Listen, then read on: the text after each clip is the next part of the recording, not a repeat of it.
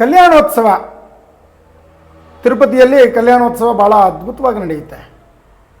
ಎಲ್ಲ ಕಡೆ ಕಲ್ಯಾಣೋತ್ಸವವನ್ನು ಮಾಡ್ತಾರೆ.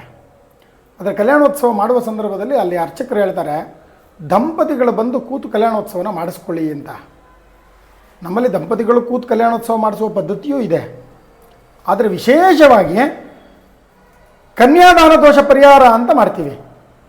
ಆ ಕನ್ಯಾದಾನ ದೋಷ ಪರಿಹಾರವನ್ನು ಮಾಡುವುದರಿಂದ ಯಾರು ಮದುವೆ ಆಗಬೇಕಾಗಿದೆ ಆ ಮಕ್ಕಳಿಗೆ ಮದುವೆ ಯೋಗ ಬರುತ್ತೆ.